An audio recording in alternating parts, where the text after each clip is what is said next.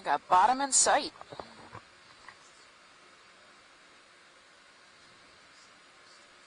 Coming down a little bit faster.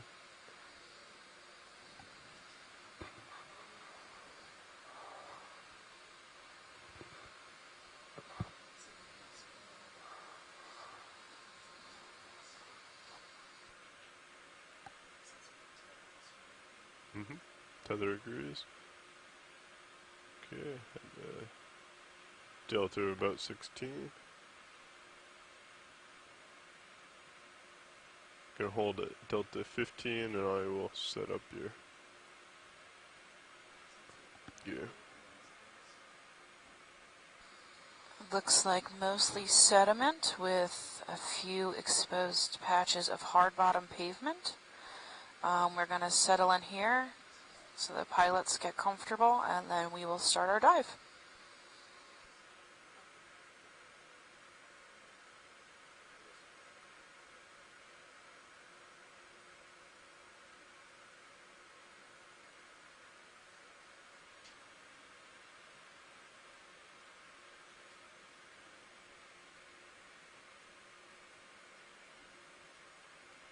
Got some short-nosed green-eye fish.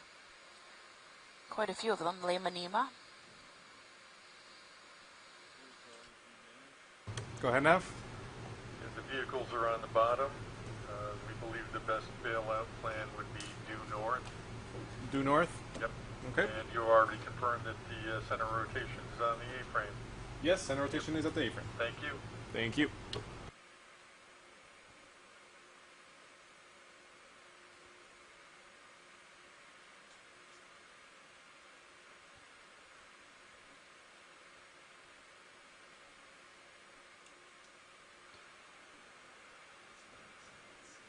Okay, lights are set.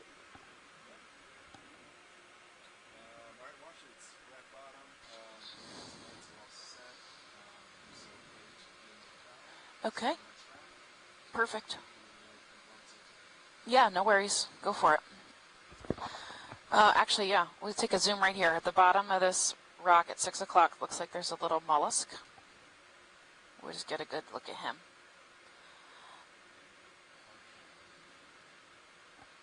We may also have a black coral. It's at 9.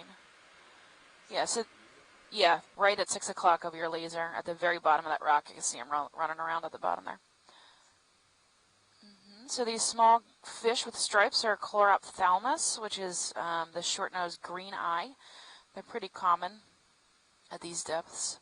And it looks like we've got a little snail at 6 o'clock.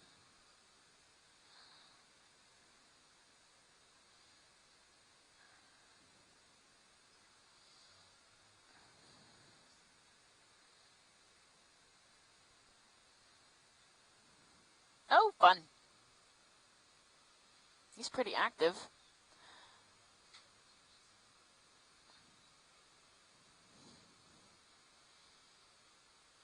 A small gastropod. You can see his 2 antennae in the front, and in between his antenna he has a proboscis. That's his mouth, a small eye spot. And that tube coming up is his siphon. He's very cute. Ooh, we're already getting interesting.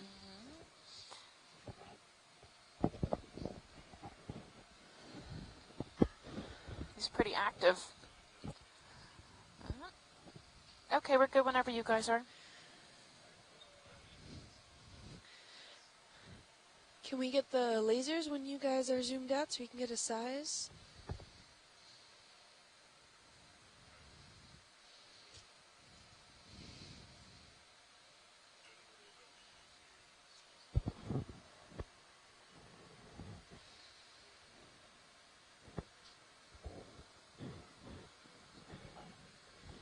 He's got schmutz trailing him. Not surprised. They usually use slime to make it walkable.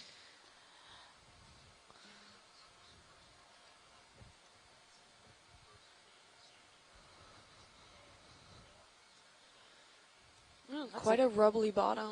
There's, yeah, Ophelia coral rubble. A lot.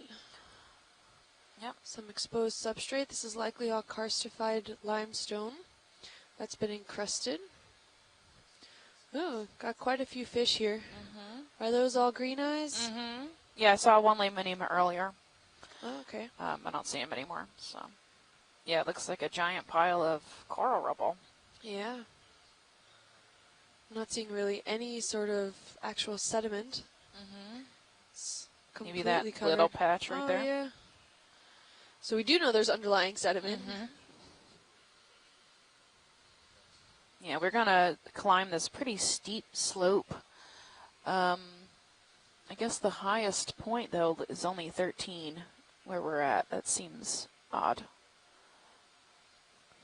So we'll see what we see when we ground truth it or look at it with the ROV. There's a sea star at 6 I'd o'clock. like to request a move, range 20 meters, bearing I think this looks 200 different. degrees, He's very pancakey. speed decimal 2 knots. Okay, that's 20 meters, bearing 200, speed decimal 2 knots. Good copy.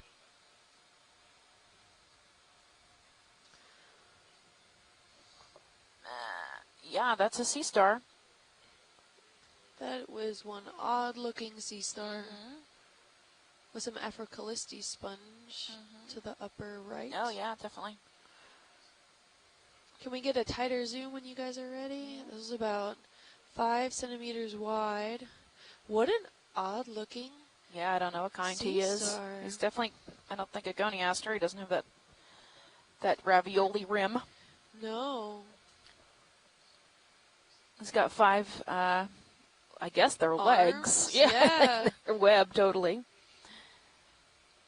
Oh, he's neat. Really small tube feet. Well, at least on the edges. I don't know underneath. He looks like he almost has polyps on top as well. Yeah. He's pretty neat. He's really stuck to the bottom there. Yeah. Oh, I hope Chris Ma is watching, because this is really interesting. I would have no idea what to put this under. I don't have any idea what he is either. It's a bright, beautiful orange color. Wow. It's like a suction cup. Yeah. Okay, we're good. Whenever you guys are.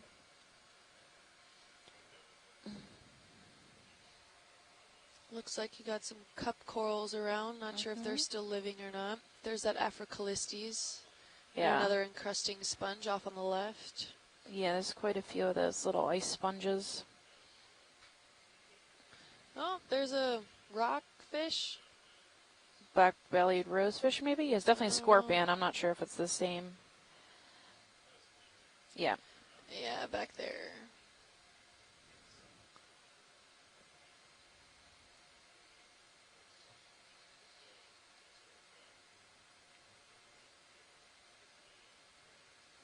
The scorpionidae, yeah, probably black-bellied rosefish. Looks like it. Or similar. On complete defensive.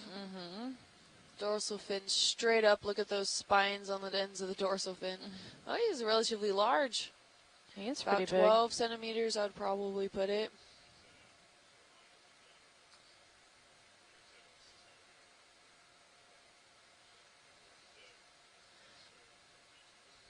I'm fascinated by all of the skeletal debris that's in this area. Yeah, it's really, some of this is really tiny. It might be Madrepora or Stylaster. Some of them, yeah. Maybe even some echinoderm spines. Oh, for sure. Yeah. Well, you can tell by some of, if you look right on the right bottom right-hand side, those more elongated tube-like structures are definitely echinoderm spines. This guy's moving around more than we usually see. He's moving his operculum to flush water over his gills. So he opens his operculum and then he'll close it. There you go. That's him breathing.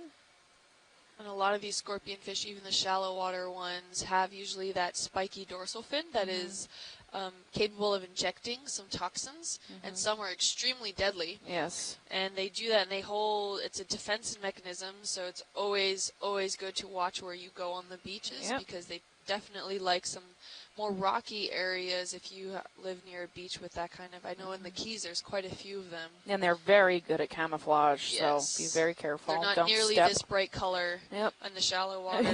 Yeah. We're booties. Yes. Yeah. Or don't step on the rocks at all. Snorkel. Snorkel and swim. Yes. It's a beautiful color, though. Mm-hmm. He has a green eye sac. I don't know. What is that called? His eyeball? Yeah, but I call the black the eyeball. All right. So that's like, what is that, your iris? That tissue that's around Yeah, you? I guess. Pretty cool. Very nice.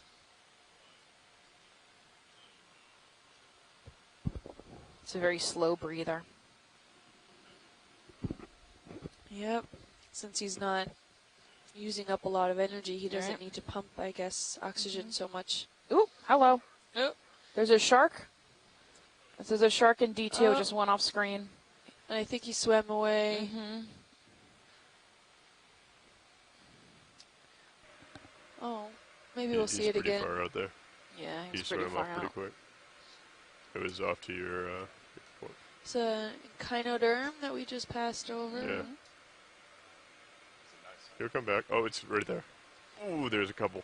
There's a couple sharks. Yeah, go for it. You can prioritize sharks. We are fine with that. Go Ooh, for it. There's ooh, one. There he is.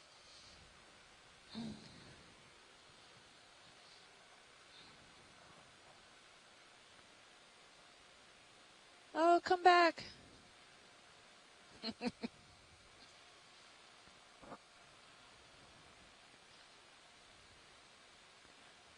Oh, they were coming around. Checking out maybe the light. Looking Yep. for shining, since we're shining on fish. Easy Highlighting meals. their meals. Yeah.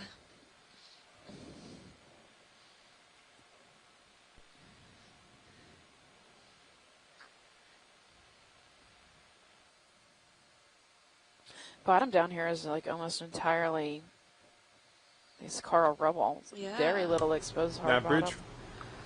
ROV nav. Oh, and then there's a complete. lot of hard bottoms. We as need soon to as I come start 10 talking. degrees to port to a 250. Yeah, pretty barren though. There's not much living on it. No. Copy that. We are at Good time. 400 Thank you. meters. Okay, we'll let you know But when we we're at a do 250. have a 10-degree temperature here. So it is quite warm compared to what we were seeing before. Still within the realm of cold water corals. Okay.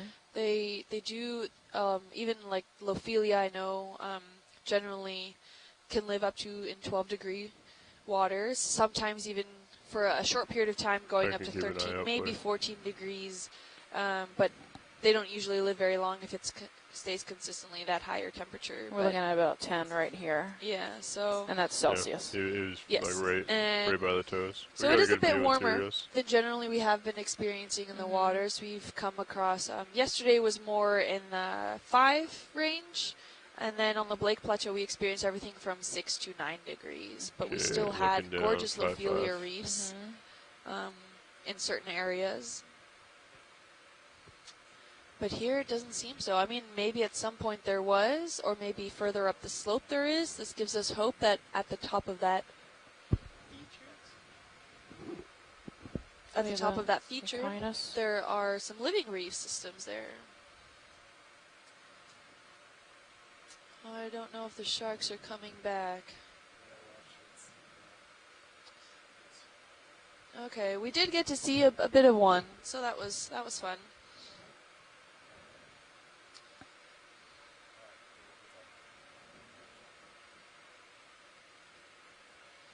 All right, going to get back on transect. But if we see more, we'll definitely feel free to just pull up and start looking.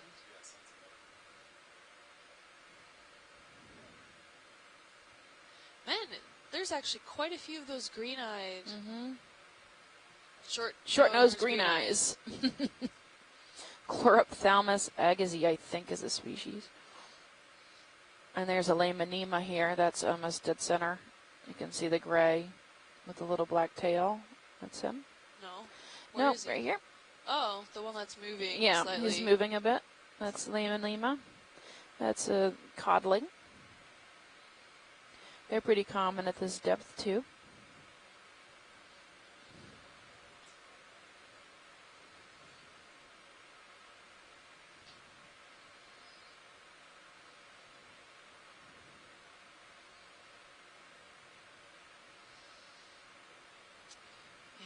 maybe I wonder if this is a spawning ground for some of the fish or whatnot, why there's so many in this area. I don't know. It doesn't seem like there's a lot of, at least, reefal protection in this area. Maybe some rebels, or they're very well camouflaged. You can barely see them. Yeah, pretty But common. they're scattered all about. Yeah, there's more here than we've seen so far. Kind of tune your eyes to look at the Seems to be a rubble. little bit of turbid water here. Do you mind if I play with my lights a little to try and clear that up? Video as a heads up. I'm going to go ahead and That's turn true. off Chris my did point port and out that the starboard dissolved lights oxygen and leave my levels mains is the on. lowest that we have seen They're coming off. on all of these dives. Yeah, Yesterday it better. was ranging about I'll leave it at there. 4.2 to 4.3 milligrams per liter. Thank you, video. And up north we were getting about 5 to 6 milligrams per liter in certain areas. So that is a great observation. A lot of these corals don't like low oxygen levels. It's still somewhat within the range on the lower end, I definitely at 3.8 or 3.9 milligrams Nav bridge per move complete. liter. Sorry, At least delay my last as far nav as my move, knowledge heading goes change for some complete, sclerotids. 250. I'm not Copy sure that. about all of the other types of corals out there, but it is on the lower end, and that's a great fact to point out, Chris. Thank you. Do you know what the minimum is for, like, the standard minimum they have? I think it Go ahead, just Nav. about ranges this. I'd like to request 3.5 is a still minimum somewhat of a happy range level. 30 Okay. meters, Well, bearing decent, 20 not exactly happy, Yeah. but they're Tolerable. known just to, Okay, that's there 30 have meters, been bearing places where 200, speed decimal 2 oxygen knots. levels Good are copy, at thank 2, you. and there are still corals. But yeah, Yeah, I I'll be think there at mostly 4-2 dying, pilot. if Yeah. not already dead. So I got that's a some great observation. Thanks, Chris. flat cobble pieces or something? Yeah, looks like Rocks? some broken off pieces of slabs. We're getting a bit more sand exposure here.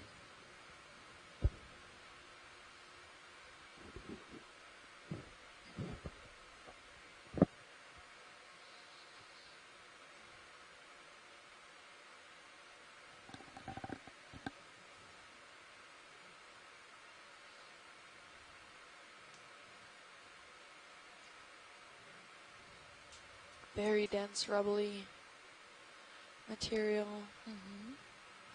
Nothing in the essence of intact frameworks, but just overall it seems to have a really good layer of coral rubble. Having some exposed features. They don't look, some of them don't look as dark or as encrusted as some other ones. Could be either newly exposed features or maybe they have a sediment overlaying on them, or they're just completely covered by microbial material.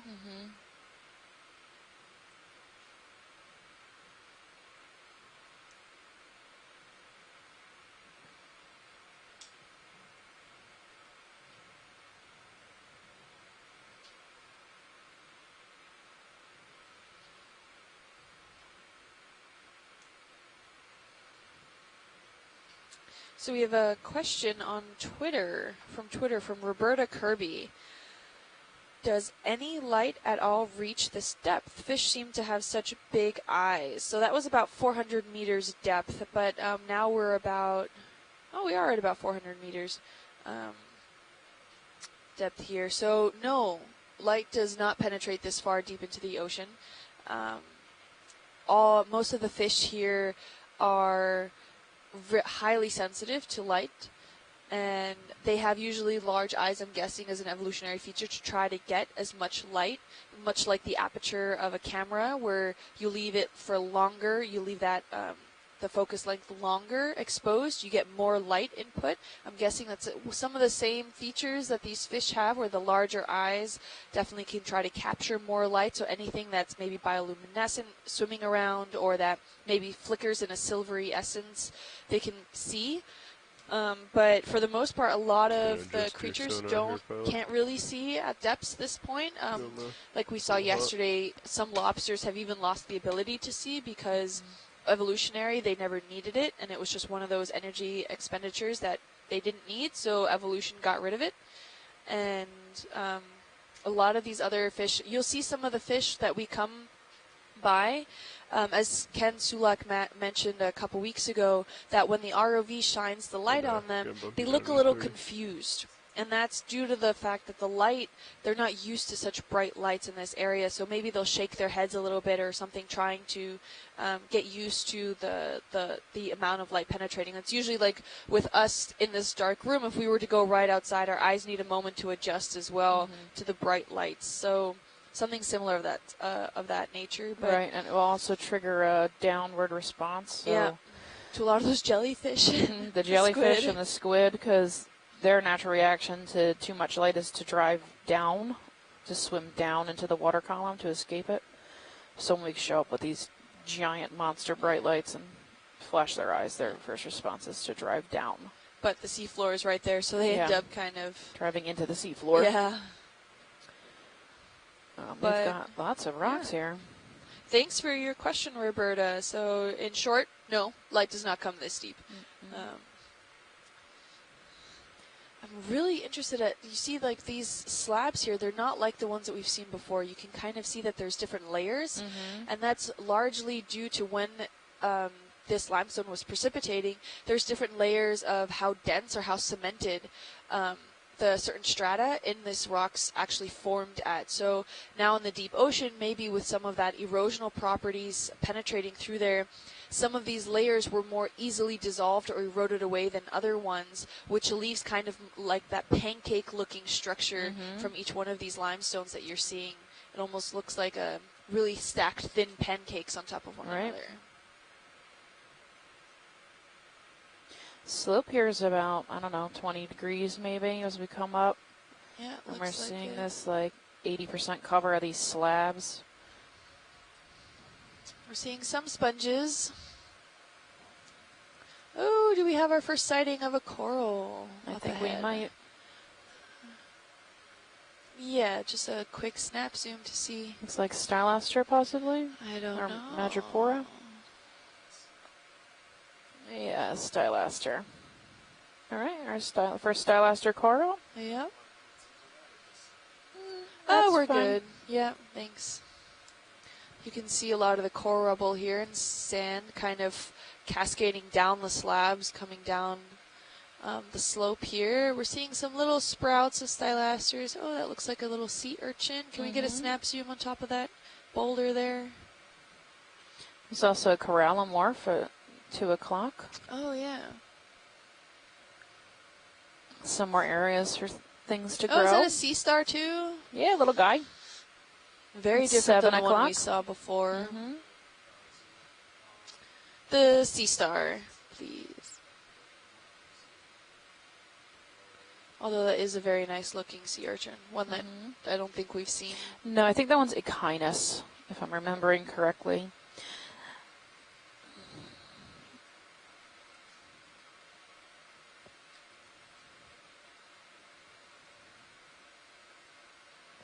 So we've got 5 legs. It's a tan color, tan or cream color. Maybe 2 centimeters. Yeah. Palpate skin. And he's very bumpy. Yeah. His arms are completely individual. There's no webbing of the sorts. It's a fantastic look at all the sediments also, if I do say so myself. Look at the little snail shells. The gastropod shells, the pteropod. We're looking also at a lot of microbial schmutz. There's that pencil leaf feature that we were looking at before that's likely a sea urchin spine. We're seeing some coral rubble. Not to take away the essence of the sea star, but we gotta take it as they come. Look how gorgeous a lot of this is. And there's the different colors can also mean different densities of the skeletal structure that's there. So we're looking at some of the ones that look very translucent or very fine. They're fragile, they're very thin. Whereas the other gastropod shells, the more brownish ones, can be very robust and thick. And they don't break down as easily. And we're seeing quite a bit of also that coral rubble in essence. I'm not sure if I made out any large foraminifera, but I doubt they're that big. Beautiful sea star, though. Yep. Also a different species than what we've come across, I think. The arms seem quite stub, not as pointed as maybe some of the other ones we saw yesterday.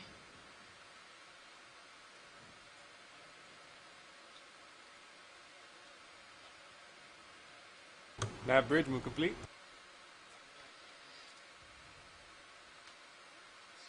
These are gorgeous features here. Yes, it's pretty neat. It's slightly different than anything we've seen this cruise. We have a Pourtales Terrace, which is a pencil urchin. It's going off screen.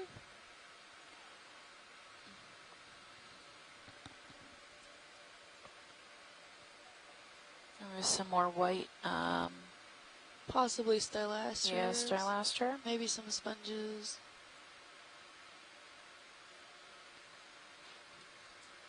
Beautiful scenery. Are the lasers on? Oh yeah, they are. Okay. Oh, there's a little fish swimming by. Yep, I don't know what he is. Maybe a tiny slime head of some type. He's not very good at swimming, is he?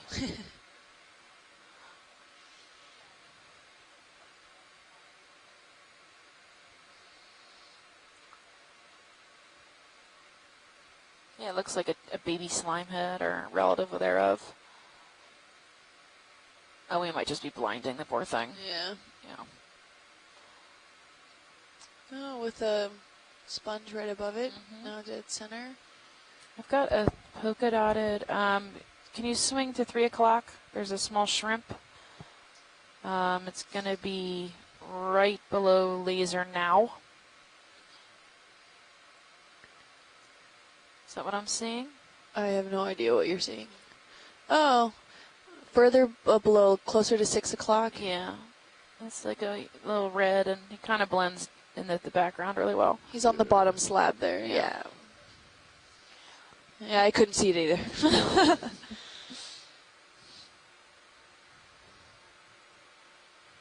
There he is. There we go. This is a little broken back shrimp. It's quite pretty. He's got clear. He's pretty clear with some red spots and stripes. Type of Penaeid, likely.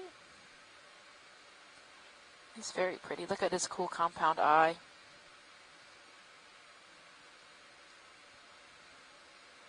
Awesome. Thank you very much.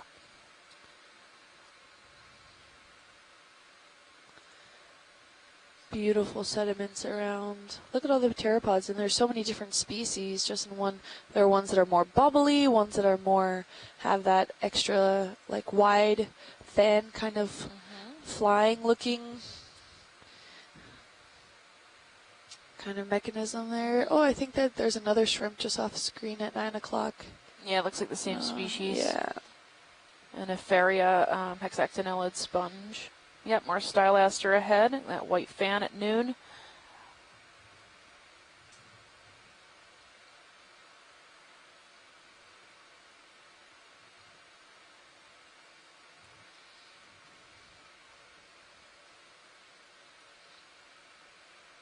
All right, traveling up slope.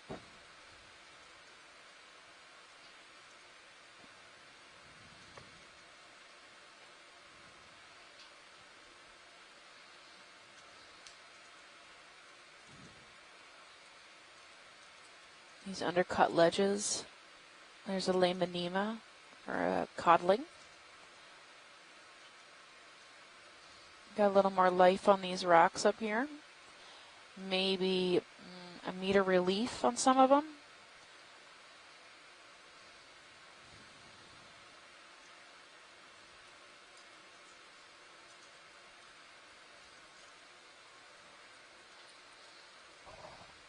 What is that stick? Somebody's antenna or a tail? Ooh, is that a ribbon fish? Maybe. Yes. Can we get a good shot of him? That's super cool. I know you're chasing him under this. Oh, we got a crinoid at 6 o'clock. Okay.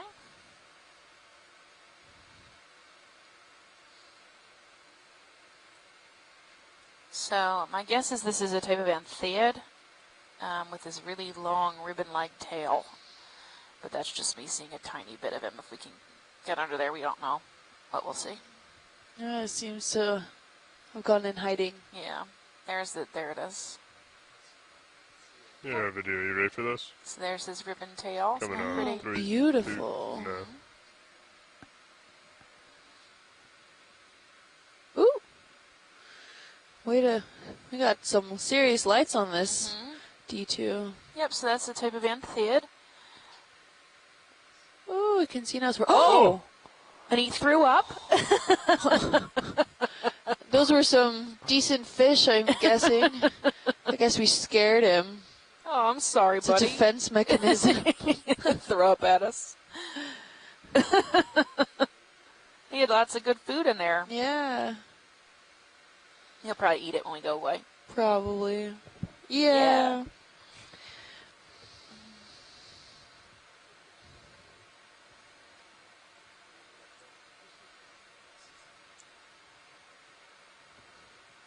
Oh, That's too funny. sorry. We got some lovely sponges around here. And a lot of the microbial hydrozoans and whatnot encrusting on these stones here. Ooh, look, we have several crinoids. Another stylasterid. Maybe a sponge underneath that ledge. Yeah, Excuse me? coming off with the lights. 3, 2, no. No, we're good. The crinoid here. This is a beautiful view of these limestone features. I mean, you can really see that pancake structure and what gets eroded and what doesn't. And that's simply due to how they were precipitated and how it was cemented at different times and different layers. How exciting.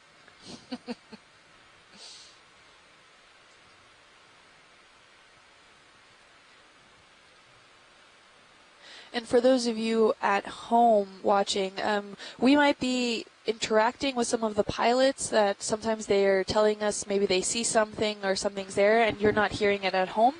That's done by design because a lot of the times the pilots are also talking to one another. They need to be in constant communication with each other as well as the bridge and the navigation so we can make sure we get the most out of our dives and where to go and where the ship has to navigate. And a lot of the times it's chatter between them and the bridge, and that's something that we don't usually prefer to stream because that's us talking then maybe over them, and it's a lot of overlap altogether. So that's sometimes when it seems like a one-way conversation, we're maybe talking to the pilots or they're talking to us. So you might not be hearing that at home, but we'll try to keep in mind if something happens. Yeah. Go ahead now. And we'll let them know. Is still left and right speaker? Okay, so they actually run a left and right speaker. Oh, okay. So I think the right speaker is the pilots? I don't know. One of Yeah, them's the that's pilots 30 and one of them's meters, us. bearing 200, Okay. So you can decimal actually 2 knots. turn them down or turn us up if you have left and right speaker ability on your computer. Well, I don't know if that's a function on laptops really anymore. No, it's not. Yeah.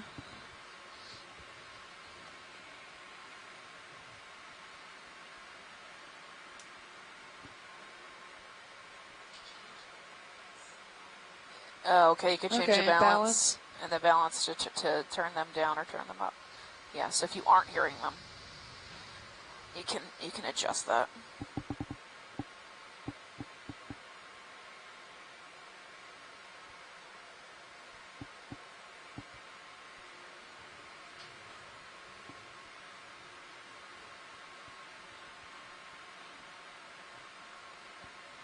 Yeah, because someone on Twitter chimed in and said they can't hear the front row. Yeah. So that you just have to adjust the balance on your computer. Oh, so I think I was off EXRV for a little bit. Oh, there's a possibility they had turned their speakers off too. Because we can mute ourselves.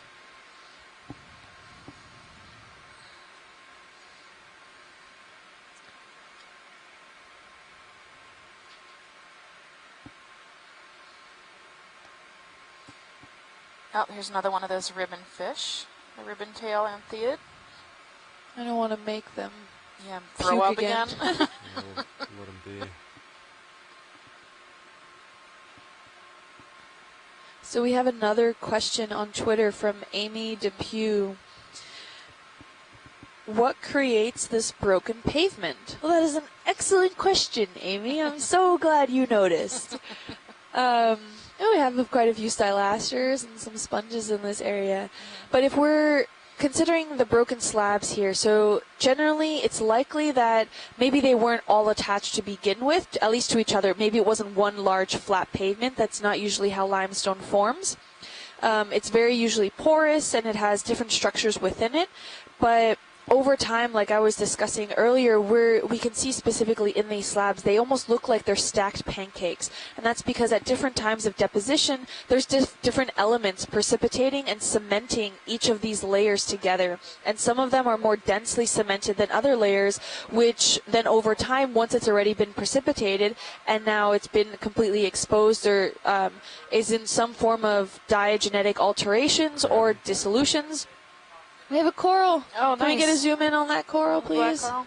Yeah. And the erosional properties then start to penetrate that area that maybe is more porous or more erosional. It's technically more permeable, which means that there's a more connectivity flow. So a lot of that maybe altering seawater elements go in and start to erode those layers. So that's what gives it that pancake look. And over time, that can also weaken the structural integrity of giant, maybe slabs of these limestone features, which then can, over time, as it starts to erode, the structural integrity weakens. And at a certain point, maybe the slab becomes too heavy for it to be held together and cemented together, and it just falls and breaks apart. And especially on a steep slope like this, once you erode to a certain point, that structural integrity, there's not anything holding it up underneath it, and it'll probably break off and potentially slide down maybe the slope a little bit before it gets caught up maybe in some other boulders and slabs. So that was a great question. Thank you, Amy. And here we have a beautiful black coral. Yeah, likely Leiopathes, but it looks a little funny to me. It looks pale for a really pale Leiopathes. color. So I'm going to say possibly Leiopathes. Okay, and we can tell it's a black coral, not just because of the black skeleton, because at least that's fooled me before. Not all black skeletons mean that it's a black coral or Antipatheria. We're more looking at the tentacle structures of the polyps. So these polyps are individuals. They don't have that bright polyp that comes out and has like maybe 6 or 8 tentacles. These are usually single tentacle, which means they don't have a single polyp. Rather, they don't have many of those tentacles coming out from that same polyp. Yes, so they have them. They're just tiny. Yeah, it's like one or two fingers sticking out. Yeah, so they just look singular, right? Technically, See that of this too. See, it looks like 2 fingers. And are we far enough away for this current to actually be current and not the thrusters? Oh, that's current. Yeah, that's not me. That is current. Yes, okay. We do have a significant current today. There's also a brittle star behind him. Okay, so we are experiencing a bit of a current here. Yeah, that's ripping through there. Yeah, which probably is also a reason why maybe we're not experiencing as many corals in the area. The larvae just could not settle on a hard substrate long enough to colonize. Maybe they're just bouncing through the water column. Somehow this coral managed to settle and work its way up, and it's quite large. Yeah. There's that brittle star Stephanie was mentioning earlier. It's almost like it's striped. Each arm is striped. Is it on the coral, or is it? No, it's behind. No, it's behind. Yep, where the camera zoomed in. Okay, I see him now. Yeah. Really bright central disc, really distinct. Yeah.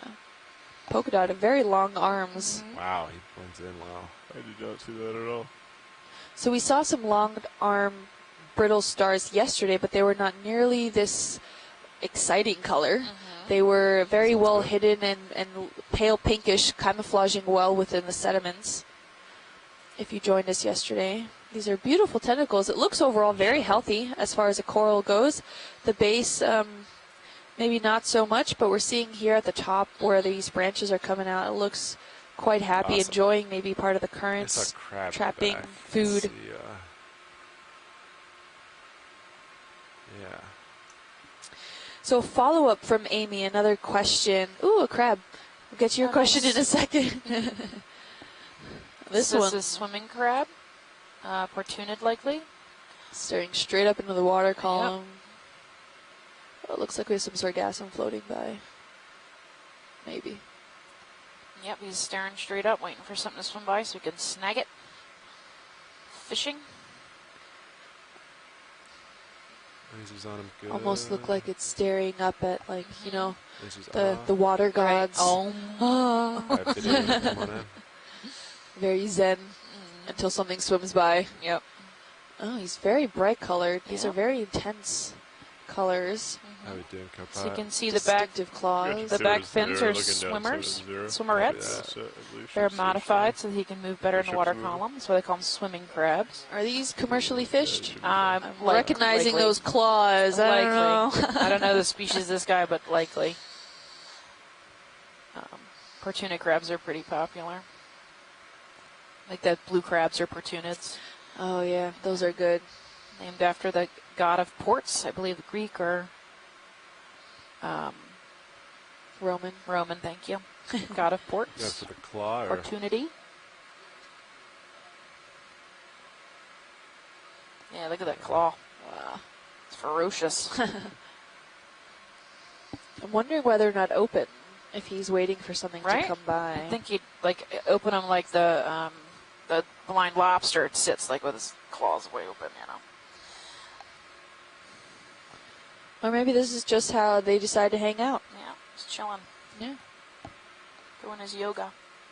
all set? Yep. Yeah, we're good. Thanks. Great. His sun Just taking a little salutations. Yeah. Let's see. He's gonna walk a little. I tried that once here on the ship. Didn't Yoga? go so well. Oh, jeez. Slow exit.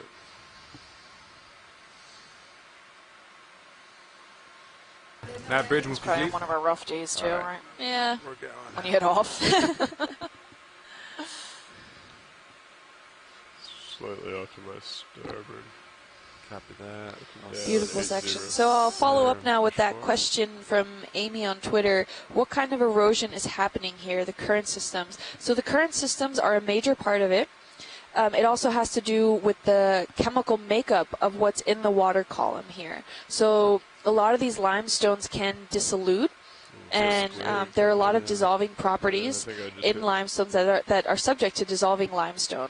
And with the water current systems and the water flow, just over time, the current systems, you know, it's the currents itself. Water is one of the strongest Really forms of stayed in a tight erosion group there, huh? that is on our planet, as you can tell with the Grand Canyon and many other places. So it's very similar to what happens in the submarine area.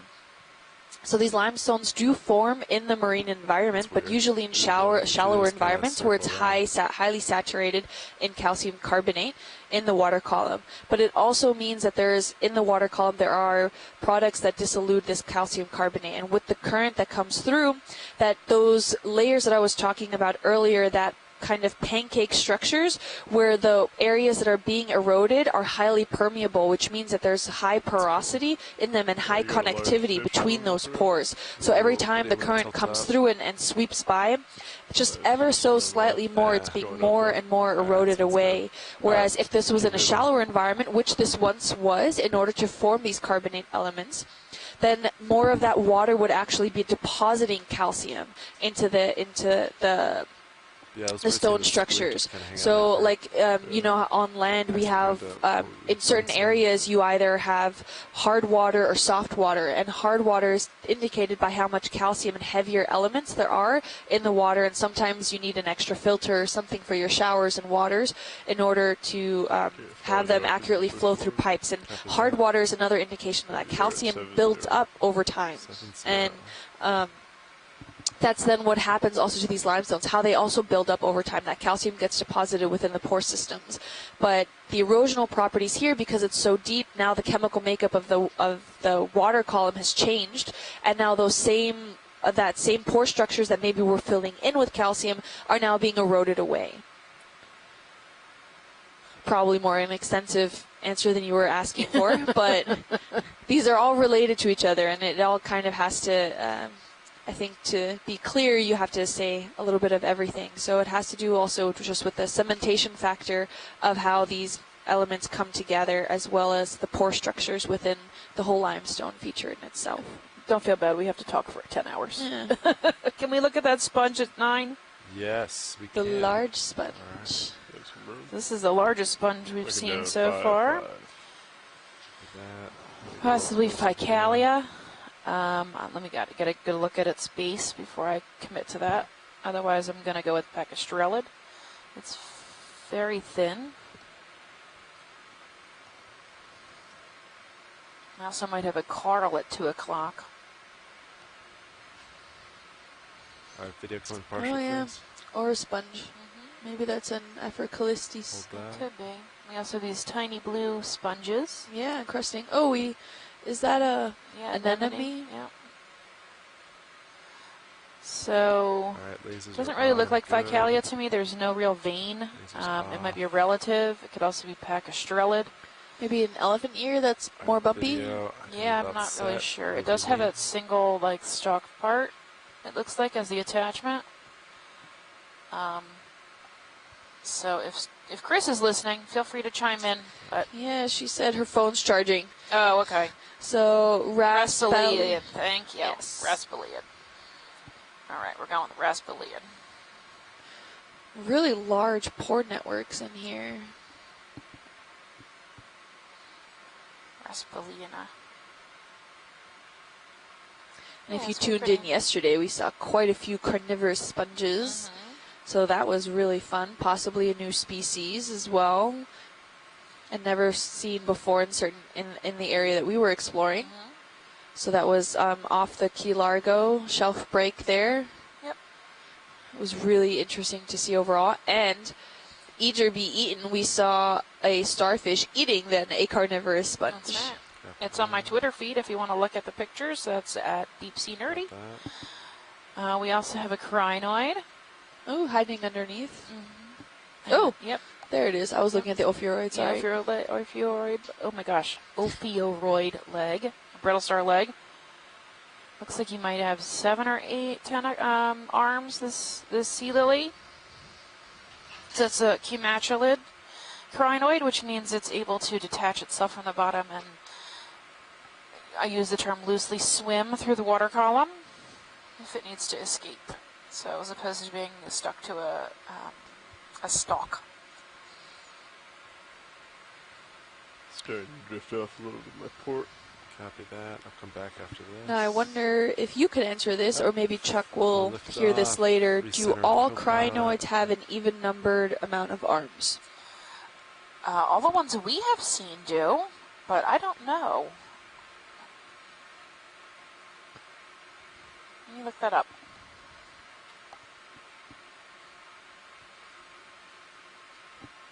'Cause that would be interesting. All the ones that I have seen in all of the dives that I have participated in have always been Floating. even-numbered. Or except for the 5-legged ones. The five fives. arms. That's true. Ooh, look at this. Oh, Andy has a cool. hitchhiker. Sweet. So this is a swimming tunicate. So if you want to meet your oldest living ancestor, it would be this. Look at the shrimp in there. Oh, too cool. It looks like it even has some parasitic up high, isopods inside. Yeah, that's my tilt. Alright, we'll let him go. Oh, jeez. There. Wow, that's... You can definitely tell with the currents coming through here. It's actually multiples of 5. Multiples of 5. But there are 8 and there are 10 also. Yeah. So are the 8 ones the odd ones? So yeah, I guess the 8s would be the odd ones.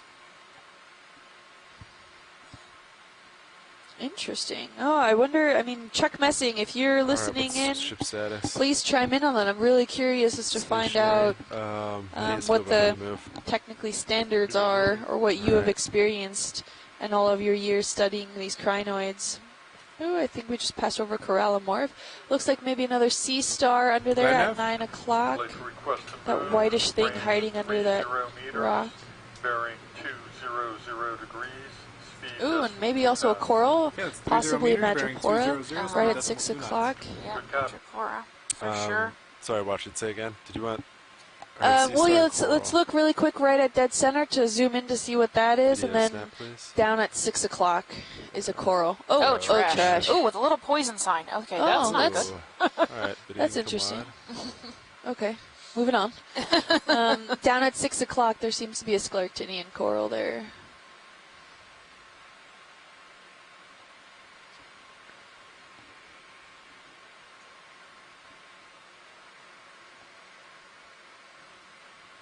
Yep, that's Lasers Madrepora. on. Beautiful, yeah. Lasers off. Give me 1 second. Video.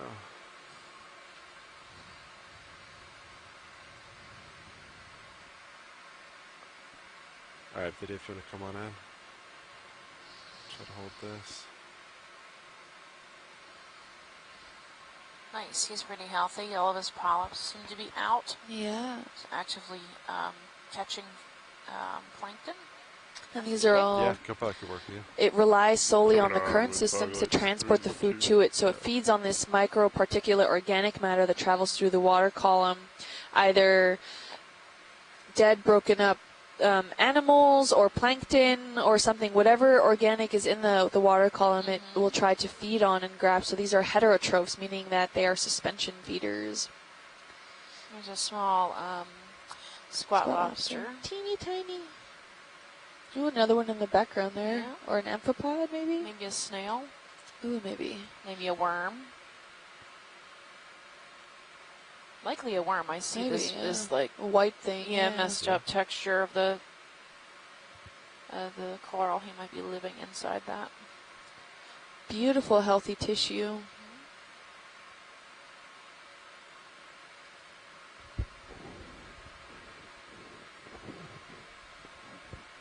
This is a true scleractinian, true hard coral. It's in the hexacoralia, which means in theory it should have 6 tentacles, but not always. It looks like it has far more. Yeah, I think that's probably got double that.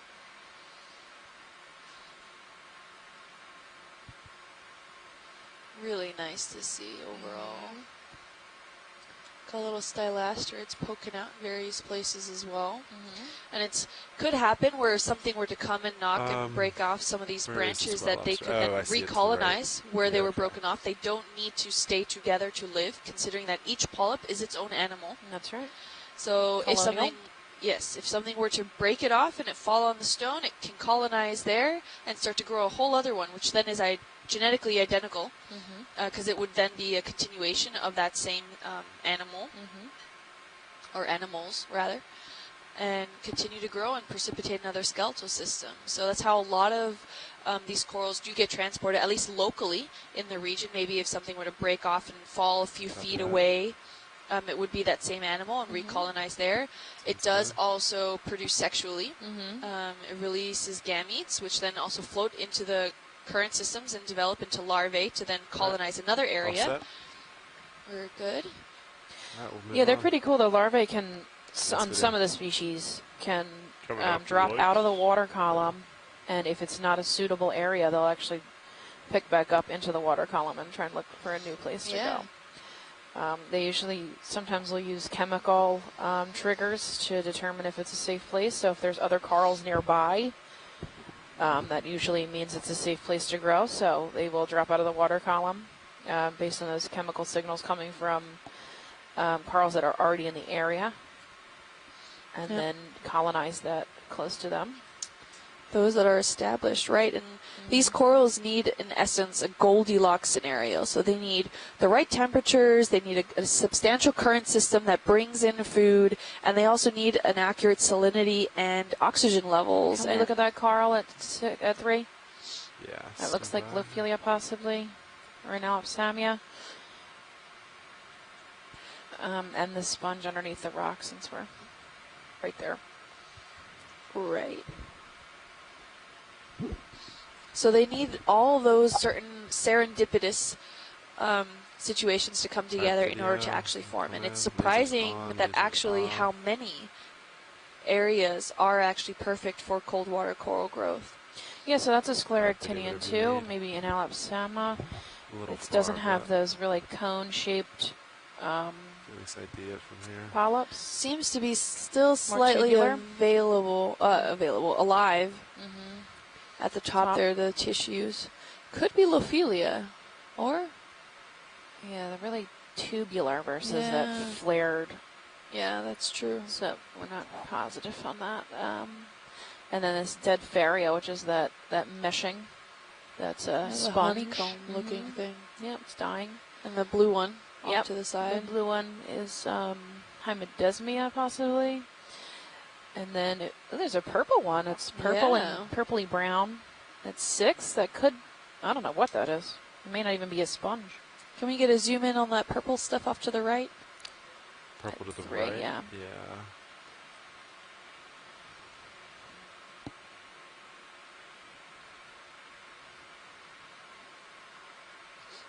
Is that full? Yeah. I can get closer if you want a better look on that watch shades, but that's max camera zoom right now. Okay. Well, that should be okay, but it looks really interesting. Yeah, it looks similar to the Hymetesmia, but it's purple, so I've never seen that before. A possibility it could be a Isidian, which is a colonial tunicate. And then if you guys can back out at the... Yes, sorry, Chris chimed in. Piece of Scalerata would be the family of that. Okay. And then there's this white one underneath. Yeah, white is that another Raspidalidae? Yeah, where am I looking? Raspidalidae. Mm-hmm. Yeah, the 9 o'clock sponge. 9 o'clock one? The soft Yeah, sponge, got yeah. it. Alright, video. Yeah, I would call that Raspidalidae based on the one we just saw that got Yeah, same as identified by last. Chris. So. Yeah, and is that a bryozoan? I think they just... Off to the left-hand side there? This guy, I Yeah. think that's probably a hydroid. Yeah. Well, you do have some worm tubes and stuff. Lots of small little things that grow on the rock. Are you good on sponge? We're good, yeah. watches? Okay. Thank you. Anything else in the view? Look at all that sand. I know. We're good. Thank you, pilot. Alright. That keep coral moving. rubble under there. Thank you, video. Looks like another crinoid at noon hanging out underneath that rock. Possible Map red reading complete. shrimp at 4.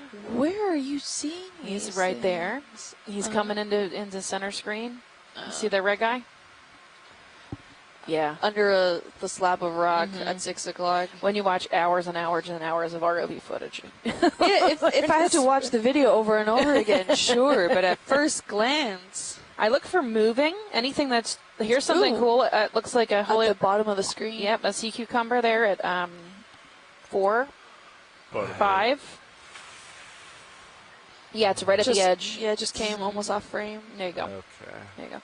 So look for color changes, especially down here. You can see red really well. I also look for close to movement. it, My yeah, brain will you pick can up see. movement Alright, video. pretty quickly. So that's how I usually find that stuff. Yeah, come on These aren't moving. Oh, yeah, sorry. He's red. Okay, you can see his feeding appendages, I think. And those tubular structures that are following behind him are actually his fecal matter. So he consumes a lot of the sediments around it, and then he feeds off any of the organic stuff that's living in the sediment and just poops out the rest. Yes, this is his back end, in. Copy that. and he just I'm made... down 9-0 pilot. 9-0. Ship is stopped. Ship is stop. Really interesting Correct, one. Mm-hmm. He's very squishy. Yeah. Looks like a squeaker toy. I'm guessing the appendages on his back are Yeah. more looking, like more intended to look threatening rather than actually are. They don't look like they have any solidified, solid skeletal structures or anything. Yeah, His no, tube definitely feet doesn't. looks a little bit like he's on the struggle bus here with the Yeah. current. His tube feet, though, are hanging on pretty well to the rock. Yep, my current's tearing at him. And he can consume any of these hydroids or any of the little particulate matter that lives in the microbiome and on these that's encrusting on these rock slabs here. Yep, and he'll expel the dirt. Oh. Keep going. There goes the poop. Oh, shrimp's gone. Mm-hmm. It's okay, we can keep moving on. Alright, we'll keep moving. Really cool texture to see all of these boulders and stuff, these slabs crack and break apart and stack over one another. Yeah, they're coming really down neat. the slope. These slabs are getting larger. They're much bigger. They are. It's a great observation. Yeah. We're looking at definitely a few meters wide, each one of Yeah. these slabs. Follow you up as you push forward. Looks like another... Stylaster? Yep. Possible? Oh, or a black coral, too. And a corallomorph right there. Oh, corallomorph, yeah. Can we get a snap zoom on those? Nope, I think that's Lophelia or Dead Nalapsam. center? Yeah. Yes. Yeah. There's a, it's more of a bush. Oh, no, Madrepora likely.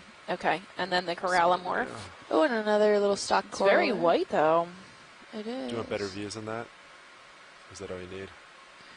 Can we actually get a better zoom? Yeah. Video, come on. Thanks.